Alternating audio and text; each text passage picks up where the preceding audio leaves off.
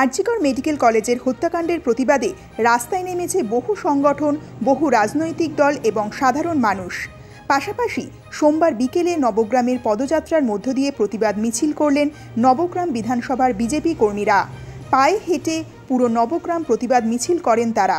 তারপর বাসস্ট্যান্ড এলাকায় পথসভায় শেষ করা হয় এই মিছিল। এই কর্মসূচিতে এদিন উপস্থিত ছিলেন বিজেপি নেতা নিমাই ঘোষ, নবগ্রাম ২ নম্বর মণ্ডলের সভাপতি স্বরূপ ঘোষ এবং নবগ্রাম ৩ নম্বর মণ্ডলের সভাপতি Subrata Ghosh, BJP general secretary পবিত্র ঘোষ সহ আরও বিশিষ্ট ব্যক্তিবর্গ ও কর্মী সমর্থকরা। নবগ্রাম থেকে শুভ ঘোষের রিপোর্ট, দৈনিক বাংলা নিউজ। আজকের যে কর্মসূচি, আমাদের এটা পূর্ব ঘোষিত কর্মসূচি।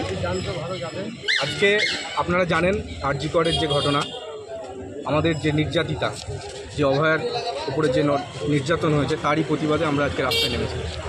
আমাদের যে রাজ্য সরকার, এই রাজ্য সরকার তার যে দুর্নীতি, তার যে চুরি ডাকাতি এগুলো ছিল, তার সঙ্গে সঙ্গে একটা নতুন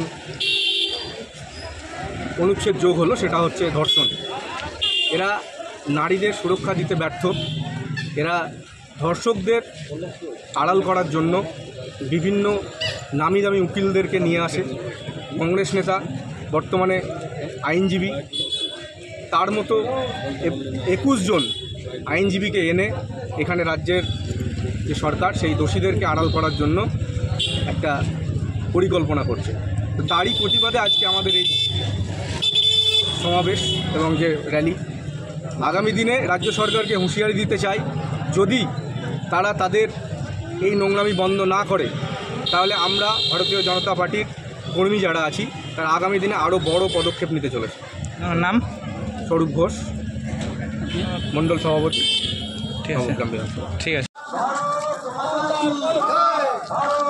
হ্যাঁ, আট ছুড়া গেছো তো যাও।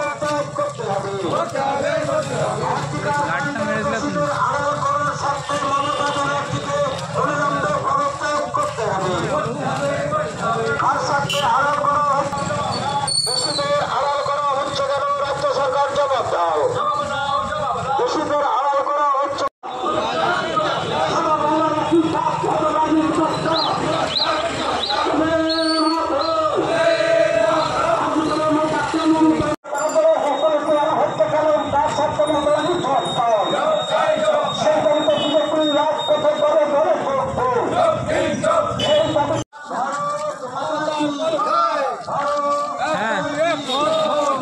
ছুড়া গেছো তো যাও। গাড়িটা